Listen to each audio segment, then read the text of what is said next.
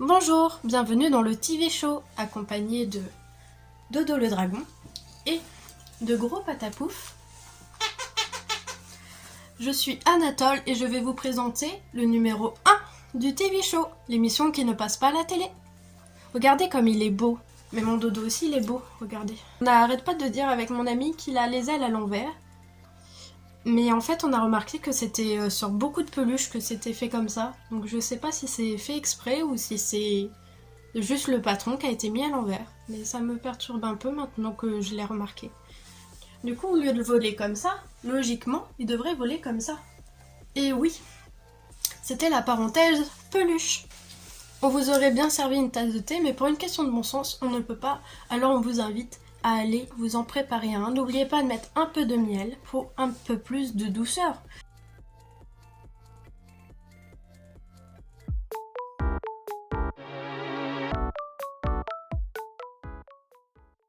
Cette première rubrique est volontairement assez vaste. On pourrait très bien y retrouver des sorties au musée, des films, des avantages culturels mis en place pour certains bénéficiaires, des lieux ressourçants ou encore des artistes.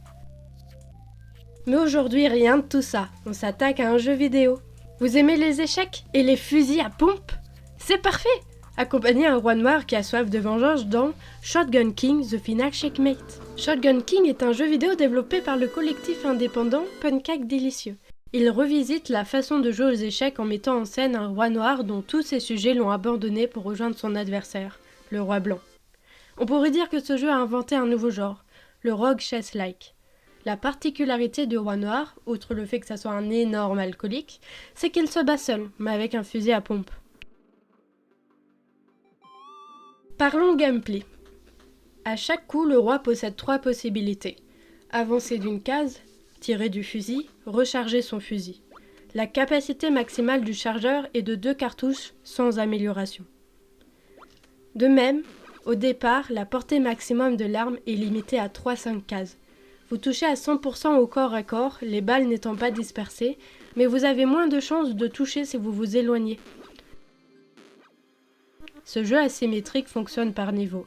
Plus on gagne, plus la difficulté augmente. En effet, des handicaps sont mis en place, mais on peut composer avec, car selon ceux que l'on choisit de s'imposer, il y a des avantages qui vont de pair. C'est pour cela que le jeu reste équilibré et assez complet, car le choix d'handicap-avantage offre un panel de gameplay différent. Ce jeu est déstabilisant car il conserve les règles d'échecs traditionnelles tout en les remaniant. Il faut donc les garder à l'esprit, tout en assimilant de nouvelles contraintes.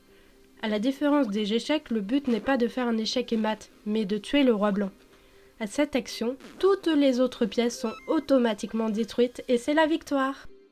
Comme notre monarque est assez faible, parce qu'il se déplace d'une case en une case, il a la possibilité de récupérer les âmes de pièces vaincues. Grâce à elle, il s'octroie la possibilité de fuir d'un échec et mat en empruntant le mouvement de la pièce à qui appartenait l'âme. Ça peut nous sauver de plein de situations. Malgré ça, le jeu reste punitif. Qui dit roguelike dit que si on meurt, c'est retour à la case départ. Il y a un côté assez addictif dans ce jeu. Même si on rage, on a envie de continuer et de s'améliorer et d'aller toujours plus loin. Ce que j'ai vraiment aimé dans ce jeu, c'est l'esthétique. Les pixel art mêlés à l'histoire dramatiquement comique est un régal. Le jeu est disponible en français. Il est trouvable sur Steam pour environ 10€. Après ce petit conseil jeu vidéo, je vais vous conseiller une lecture, et cette fois-ci c'est une bande dessinée de Jim Bishop.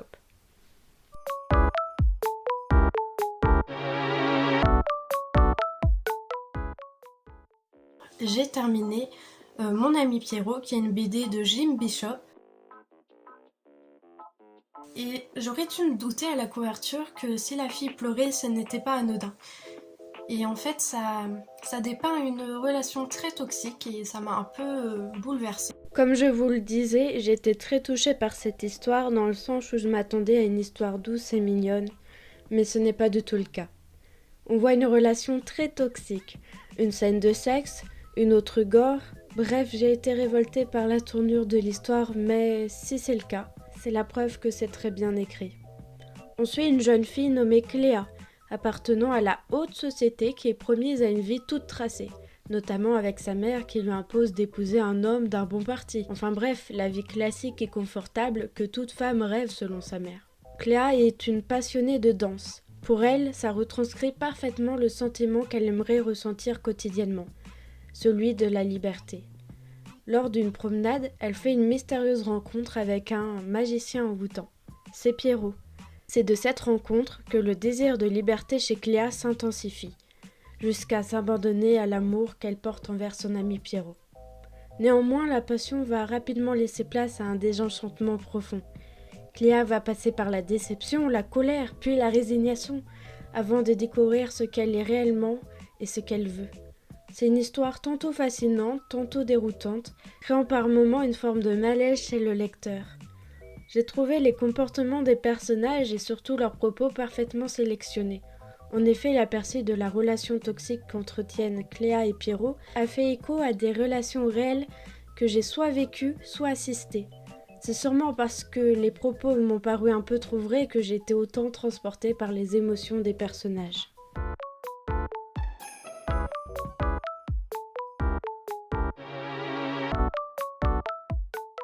J'ai l'honneur de recevoir une invitée pour ma première interview.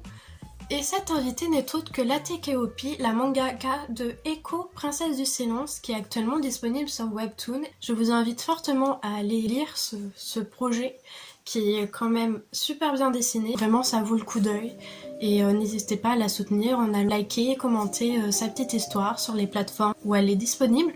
Hello Sweetie, je propose de commencer l'interview. Donc la première question, c'est quels sont les thèmes principaux de l'histoire ? Cutie, j'espère que tu vas bien. Alors merci pour l'attention portée à mon projet de manga. Donc pour faire simple, Aiko c'est l'histoire d'une princesse meurtrie, donc dans un royaume complètement vide.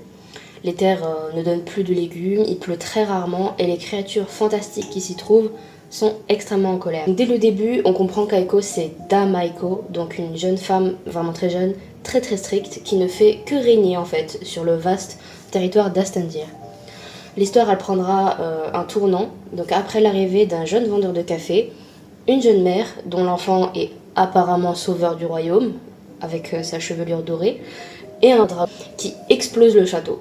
Et c'est à partir en fait de cette scène violente qu'on verra enfin un premier pas vers le développement des personnages. Comment tu as procédé pour créer ce manga ? Je dessinais déjà Eiko il y a quelques années, mais pas sous la forme d'une princesse en fait. À la base, il s'agissait simplement d'un personnage confiant et cool que je dessinais en cours. Donc en effet, toutes les meilleures histoires sont inspirées par mon ennui que me procurent les cours. Alors pardon mes professeurs, je vous aime bien, hein, mais on sait tous que l'école ne convient pas vraiment aux artistes. Et du coup, durant la période du Covid, j'ai inconsciemment cessé de dessiner Eiko et j'ai eu d'autres projets entre-temps. Donc ce n'est qu'en fin 2022 que je me suis mise en tête de publier un premier manga sur internet malgré toutes mes appréhensions. Mais pour le moment, j'ai des retours de professionnels et de lecteurs assez sympas, mais c'est plus la dimension physique du projet qui m'intéresse à l'avenir. En effet, j'espère publier Aiko chez un éditeur ou alors l'auto-publier. Franchement, ça dépend de la dimension que ça prend sur internet. Si je parlais du côté technique du manga, je serais incendiée.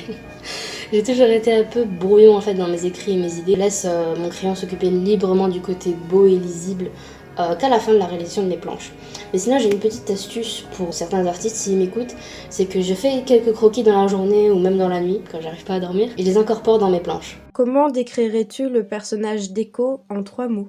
Par rapport au personnage d'Aiko, si j'avais 3 mots pour la décrire, ce serait le silence, l'ombre et le prestige. Alors pourquoi le silence ? Parce que c'est son pouvoir. Elle possède des flammes noires qui lui permettent d'endormir les gens, donc en gros faire taire le monde pendant quelques minutes. L'ombre, car elle a grandi dans l'ombre depuis sa naissance d'ailleurs. Et le prestige, car c'est une reine. Et malgré que ce soit une reine qui n'a pas l'air de posséder beaucoup de choses, elle sait être classe. Quand j'ai découvert ce personnage, j'ai tout de suite été subjuguée par, déjà, premièrement, son physique. Elle est vraiment sublime et je trouve qu'elle en impose, rien qu'avec son regard et sa longue chevelure noire.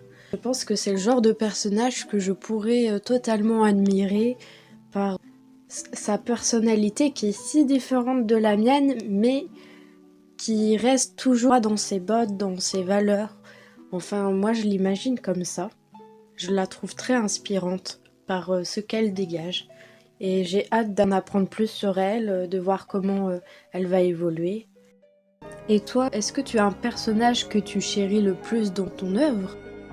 Alors oui, j'ai bien un personnage que je chéris le plus dans Aiko the Silent Princess.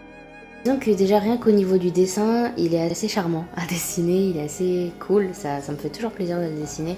Aussi parce que c'est un peu le personnage qui va marquer un tournant dans l'histoire, qui va être là pour un peu changer les choses, pour rendre les choses un peu moins lourdes, moins pesantes. Parce que à chaque apparition d'Aiko, on sait que c'est la princesse du silence forcément, donc il y a une certaine atmosphère. Et lui, il est un peu plus enjoué, il va faire en sorte que les personnages aient tous leur rôle finalement. Pas un rôle de narrateur, bien évidemment, mais disons que là où il y a quelque chose qui se passe, lui il sera là et il sera quelque part l'élément perturbateur. Est-ce que tu pourrais estimer le nombre de chapitres que Aiko fera quand il sera terminé ? Aiko the Silent Princess, du coup finalement j'ai opté officiellement pour une traduction anglaise, fera, en tout cas j'estime personnellement, à peu près 800 chapitres. Est-ce que finalement, Aiko, Princesse du Silence, ne ferait-il pas écho à ton ancienne œuvre ? Alors oui, c'est vrai, Aiko the Silent Princess fait écho à Little Sunflower parce que j'ai décidé un peu de reprendre cette première histoire car elle était destinée de base à des adultes, mais malheureusement la plupart de mes lecteurs étaient des enfants, donc des personnes qui ont entre 10 et 15 ans et c'était vraiment pas ma cible. C'est pas si grave que ça, finalement j'en ai fait quelque chose de meilleur et on retrouvera peut-être Hiroko dans Aiko the Silent Princess. Quelles sont tes inspirations ? Œuvres que tu apprécies, lieux, personnes ou concepts ? En vrai, j'aimerais bien donner une réponse stylée et classe comme plein d'autres artistes et dire que je trouve toute mon inspiration dans la nature, mes rencontres et tout. Mais dans mon cas, l'inspiration, je la trouve dans la haine, dans la tristesse. Mais j'ai pris l'habitude en fait d'écrire minutieusement tout ce que je ressens et j'en fais des histoires, des personnages, un univers en fait. Je dirais que ce serait une réponse plus authentique. Est-ce que tu pourrais te décrire en 3 mots ? Et selon toi, quelle est ta valeur la plus importante ? En 3 mots, je pense que ce serait indépendance, loyauté et espoir. Alors pourquoi l'indépendance ? Parce que je me sens bien, je suis heureuse lorsque je suis seule. La solitude, c'est pour moi une très grande partie de ma personnalité. Pourquoi l'espoir ? Bien parce que je pense qu'il y a une lumière quelque part dans ce monde. J'accroche fermement afin de la suivre et pouvoir peut-être la partager avec d'autres. Et pour le dernier, la loyauté, malgré le fait que je sois une personne très indépendante et qui est tout à fait heureuse en solitaire, j'aspire tout de même à créer des liens platoniques généralement, mais loyaux, avec qui je me sens bien, avec qui je peux partager des choses, sans concurrence, sans critique, sans trahison, sans rien de méchant, juste platonique. Est-ce que tu aurais des films à nous recommander ou bien des musiques ? Film, j'ai vu dernièrement 2 trailers imperceptibles qui racontent l'histoire d'une femme qui va développer un trouble paranormal extrême au point que on va mettre en scène toute une maison, tout un système pour que elle croit qu'elle est protégée, mais en fait pas du tout. Et il faudra qu'elle s'en sorte en gros pour guérir. Et j'ai trouvé ce film assez touchant mais aussi flippant parfois. C'est les images et les couleurs qui te prennent d'un coup comme ça et en fait t'as l'impression que c'est toi qui es parano, pas l'héroïne. Et il y a un autre aussi que j'ai vu qui est sur Netflix aussi. C'est 2 plateformes. Alors ça, il y a beaucoup de gore, donc faut vraiment s'y accrocher. Mais ce que j'ai vraiment aimé dans ce film, déjà le fait que ce soit un thriller psychologique, pour une idée, en fait, malgré la misère la plus terrible, perdre tous ses amis, perdre tout le monde, voir tout le monde mourir, mais quand même s'accrocher à une seule idée et faire en sorte qu'elle réussisse, qu'elle triomphe, ça j'ai trouvé ça extrêmement beau. La dernière musique qui m'a touchée, au point presque de pleurer, c'était lorsque je dessinais. J'avais laissé Spotify me guider en quelque sorte. Il m'a proposé Remember Me du film Coco. Et en fait, les paroles, elles étaient tellement poignantes, touchantes. Enfin, je sais pas pourquoi à ce moment-là. En fait, j'avais l'impression que cette chanson me parlait du moi du passé, que j'ai un peu perdu la personne que j'étais avant et que j'ai réussi en quelque sorte à me protéger un peu plus. Et cette chanson, moi en tout cas ce qu'elle m'évoque, c'est le souvenir d'un enfant qu'on a protégé tout seul en fait, avec ses propres forces. Merci beaucoup de m'avoir interviewée sur mon art, ma personnalité, mon projet Aiko the Silence Princess. Ce fut un réel plaisir de répondre à toutes ces questions. J'aimerais annoncer que j'ai ouvert un Patreon, donc avec plein de side stories, des early access, des illustrations, plein de jolies surprises pour Aiko the Silence Princess, parce que j'ai vu qu'il y avait quelques personnes qui me demandaient des trucs spéciaux et tout, et je me suis dit pourquoi pas le partager. Voilà. En tout cas, je te remercie encore et je te souhaite une très très bonne journée. En tout cas, c'est une artiste qui est chère à mon cœur, que ça soit par sa bienveillance, elle m'a toujours soutenue dans mon art et même dans ma vie personnelle. Merci de l'intérêt que vous m'avez porté. Si vous voulez vous exprimer à propos des futurs sujets ou des sujets que j'ai abordés, l'espace commentaire est là. Soyez bienveillants, soyez de bons conseils. Merci beaucoup. Bonne soirée et...